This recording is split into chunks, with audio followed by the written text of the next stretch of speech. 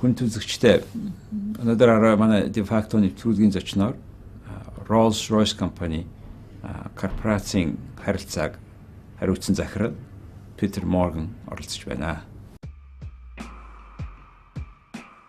Rolls-Royce Компаний хэвлэл мэдээлэл хариуцсан захирал Питер Морган группийн дотоод гадаад харилцааг хариуцдаг Rolls-Royce Компаниас өмнө Их Британий BBC компани гадаад харилцаа хариуцсан захирлаар ажиллаж байсан. 2001-с 2004 онд Weber Shandwick PR агентлагт ажилласан. Их Британий BBC корпорацид 20 жилийн хугацаанд сэтгүүлч сурвалжлагчаар ажилласан. Олон улсын бизнесийн чиглэлээр мэдээ сурвалжлага бэлтгэдэг.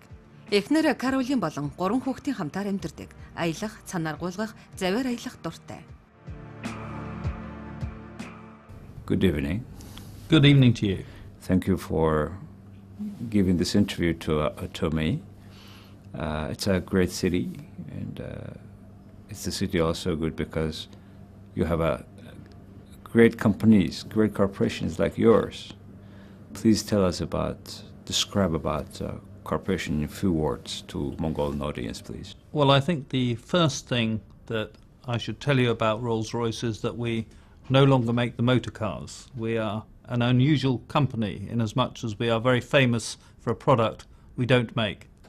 Rolls-Royce motor cars are now made by BMW in Germany, and our business is in making large engines in particular, but engines for aeroplanes, civil and military, and for making power systems for the marine industry and energy industry. For example, we power the gas pipelines which run into Western China carrying gas. So around 50% of our revenues come from civil aerospace, but there are substantial other businesses based on power systems.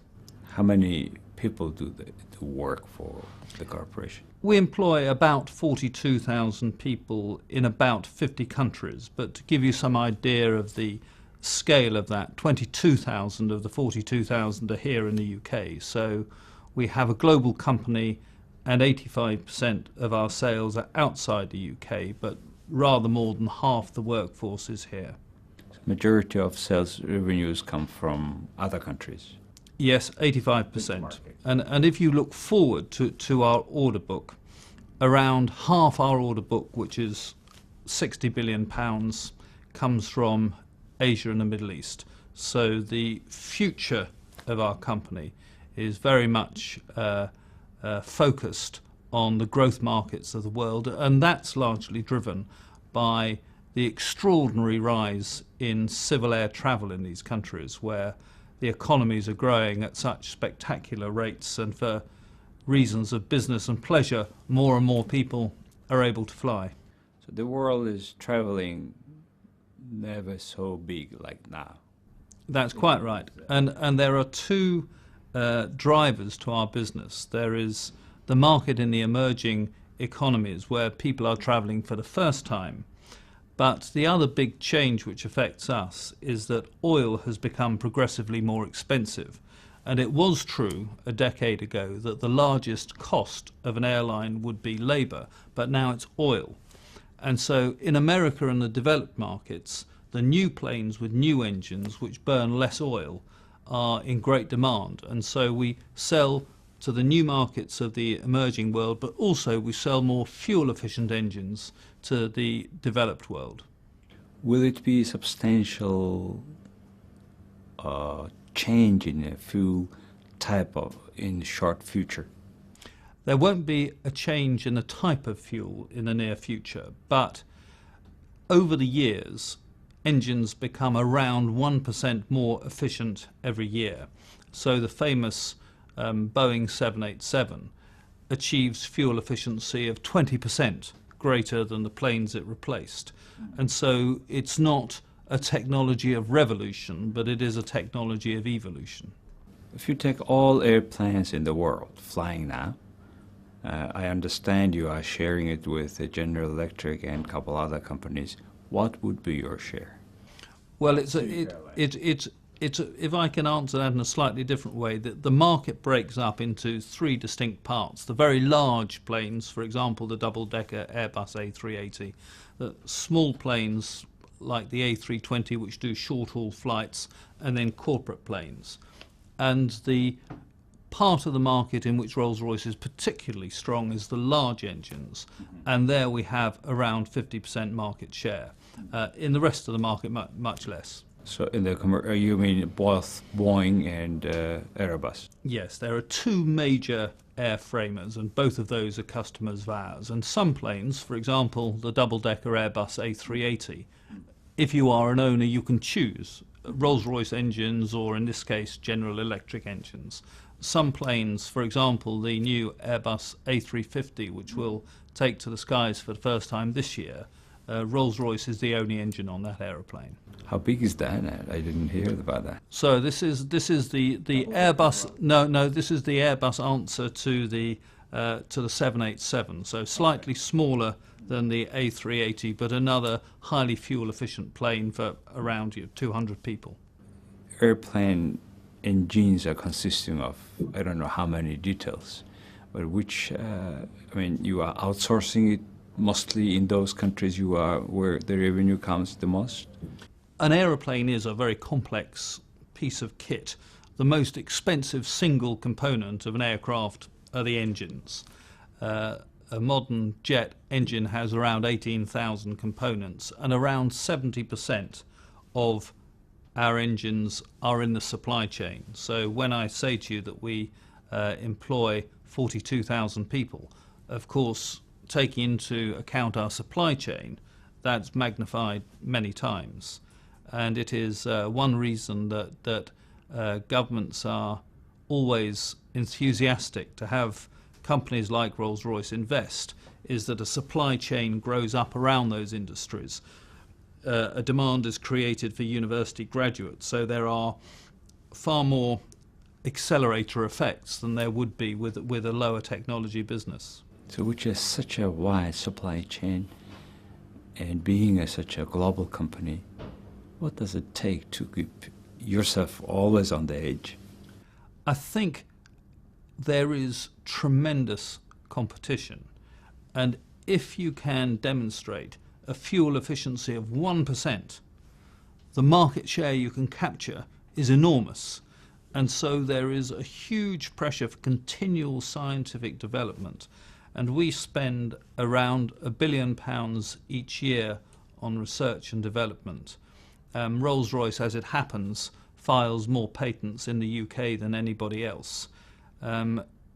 We are a technology company, and right from the earliest days of the company, the importance of continual technological innovation are what keep you up with the competition.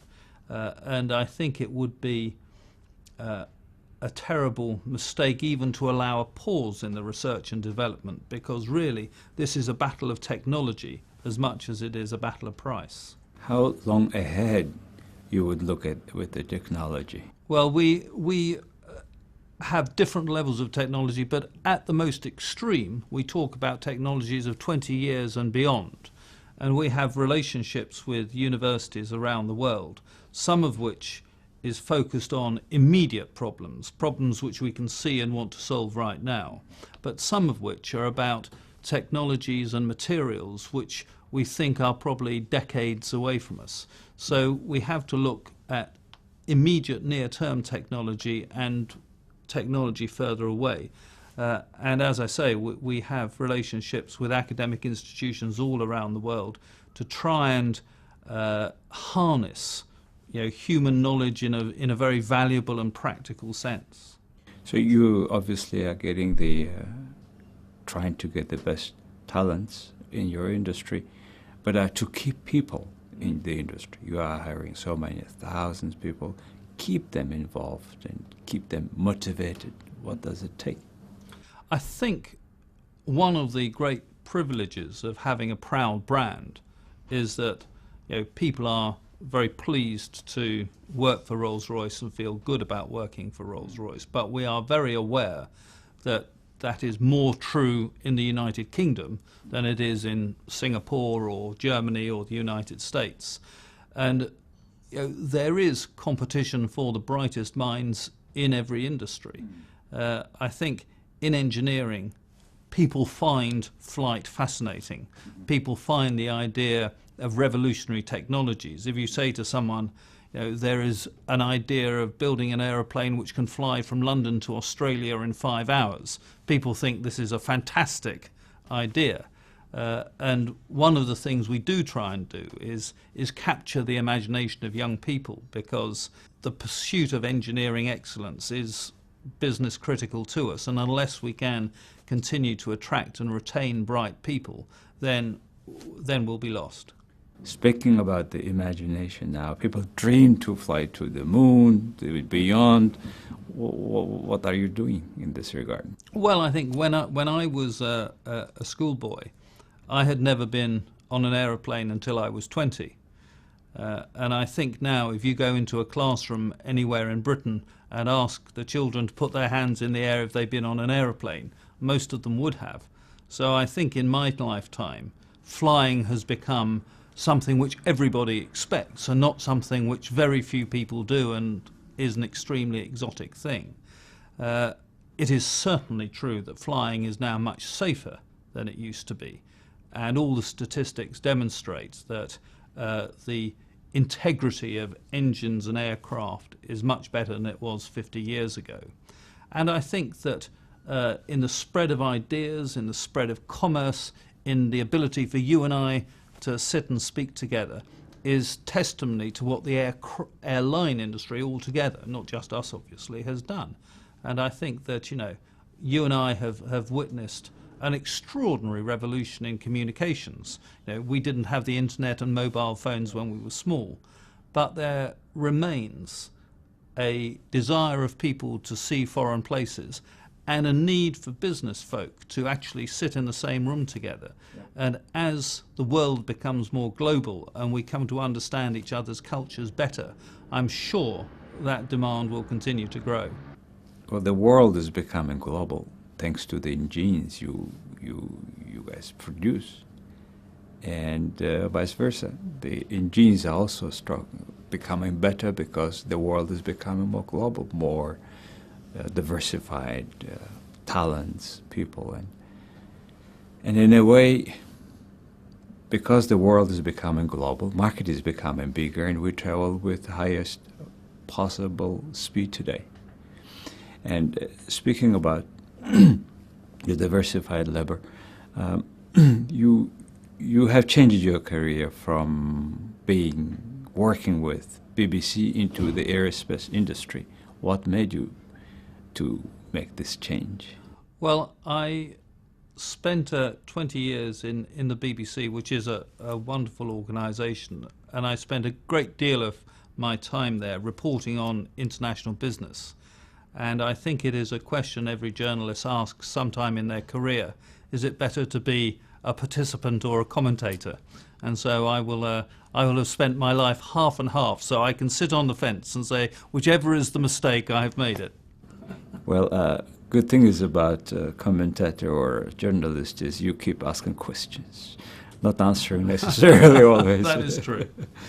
Speaking about the Rolls-Royce, the car, originally, which was more, the world knew more about the car than the engine. What was the reason you have sold that? Well, it was a complex deal which was really about industrial specialization, and we decided that we would make aeroplanes, and we did a deal for aircraft engines in Germany and divested the car business. I don't think you better not take my answer on that, because my knowledge of the exact history is so hazy that I'm not sure. My point is, now the business is becoming global, and it doesn't matter actually really who owns the business. The important thing is, how does that business go beyond, right, after the change of ownership. For example, some cars, Germany owns now your car, And Germans also own other cars in this country. But it doesn't make England making poorer or less cars. It still keeps you keeps producing more cars. So I mean, this global integration of businesses. So what does really those companies, for example, I'm asking about Land Rover is bought by Indian company. And what was the reaction of British people to that? Well, I think it is a really interesting characteristic of this nation that we are, in our bones, internationalist, and that's more so. I think when I was a boy, if the Indians had bought Jaguar Land Rover, there would have been a national outcry. When the Indian Tata Corporation did buy Jaguar Land Rover, actually they bought it from Ford, and so the company was already in foreign ownership. But they have done a magnificent job with both brands, and both brands are doing extremely well. And I think that it illustrates that consumers are more and more demanding, that technology needs to be consistently stronger and stronger for companies to succeed. And I think, you know, there is a flight to quality, and having global markets and being able to buy a French or a German or a Japanese or a Russian or a Australian or an Indonesian product means that, you know, whatever you're doing, you better be good at it. In UK, there is a very clear-cut judicial legal system that everybody is referring to, even in disputes or even before they're doing, when they are making a contract. What particular things that means for you to have this stable legal environment? What makes the UK legal business environment that special? I think that it is critical to investment to have a stable legal environment. And if you look at the other jurisdictions in which Rolls-Royce is a major investor, we're a major investor in Scandinavia, in Germany, in North America, and in Singapore. And when we make investments, having a stable, predictable legal system is very important to us, because our intellectual property is important to us, but also because we're signing very long-term contracts which can run 10 or 15 or 20 years. And so the legal framework of the countries in which we operate is important to us. And when you do contract with those countries with your investment there, in case of arbitration, where you would go? To England or to that country? Oh, in that country. And the countries in which we have major investments, the States, Germany, Singapore, we understand their legal systems well. Okay. My last question would be about the current situation in Europe and today's financial market. With this change, fluctuation of exchange rates, how do you see the situation in Europe with your products? It's a complex question for us because a lot of our manufacturing costs are in pound sterling. We sell our products principally in American dollars to global customers who have their own currencies and so on. So we spend a great deal of money hedging the pound against the dollar, but the pound-dollar ratio really is the exchange rate which matters to us more than the euro. And the euro zone is a fairly small component of our global revenues. And so really we watch obviously with concern, because slow growth in any part of the world must have an impact on our business. But it's unlike some companies based here who do all their trade in UK and Europe. For us, it's more of a marginal issue. Finally, you were talking about your business in China with pipes. Please tell us about that part. Well, China is a very important customer for our aero engines, and we sell a significant amount of aero engines on Boeing and Airbus planes to China. But it's also an important business for our energy division, which makes compressor pumps which transport gas or oil along long pipelines.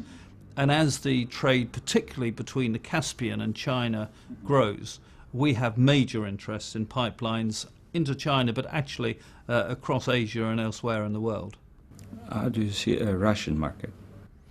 Well, we do business in Russia, and we see it as a growth company. It's a country which is very dependent on hydrocarbons, and we are interested in, because of pipelines, because of our energy supply business, in the hydrocarbon business. So I think Russia will be an increasingly important. You have already interest in the pipeline business in Russia? We do, and I don't know the detail. Because Russia and China is creating now several pipelines from carbons coming from Russia to China and through China further. So I thought that would be a part of your interest. Well, we have a great advantage in our company that we are surrounded by opportunity, and all our markets we see growth opportunities. But we will be advantaged by the greater proportion of oil which is coming from offshore sources, because we supply specialist merchant vessels which work with the oil industry. But the growth of pipelines is clearly an advantage to us, because our technology can help transport oil and gas through the pipeline. So both of those are areas in which we see significant growth potential. What would be your happy days in your job? I personally find the company a fascinating company. I think the technology is really cool, and I think to be part of the growth of the emerging economies is just tremendously exciting. And to someone who has grown up in a country which hasn't changed very much, to see and be part of the rapid change in other parts of the world is a tremendous privilege. We are meeting, my final question, we are meeting at the eve of saying goodbye to one of the leaders of free economy. What would you tell about the impact of the Thatcherism, we can say, on your business? I think, well, we were one of the companies which was owned by the state and privatised. And so privatisation was a great theme of the Thatcher years. And privatisation gives a company access to capital and to people and to imagination and to investment and to flexibility that most folk would feel is advantageous. And I think, the consensus view in the UK would be that free capital and privatised companies have greater opportunities for growth, and certainly Rolls-Royce has benefited from privatisation. I assume you were the BBC business correspondent when the British Airways was privatised. What was the procedure of privatisation? Which percentage and how? If you may know that, please tell us. Among the great industries, there were different models, and some were privatised as a whole, for example, British Airways. Some were divided into different companies, for example, the water industry. Some were privatised in sections, so a percentage of the company was privatised and then another section. And so there were a number of models, and you would have to be frank and say that some of those companies have prospered under privatisation and some less so. And I think there are examples of industries which have been privatised which have been tremendously successful, and BP would be one. And there are others like our national railways where people still would have very divided opinions about whether it has been a huge success or not. But however, I was told that there was one historic announcement in history of the UK that one day there was an announcement that there is no train to run the passengers. And I think compared with that time, you have a wonderful transportation system here, working very well, I think, and I should congratulate you and people who follow that path of making private entrepreneurship prosperous. I hope many of your viewers will come and see for themselves. Okay. Well, thank you very much for being with us, and it's very interesting insights of the big industry. It was a very great pleasure to meet you. Thank you, sir. Thank you. Thank you.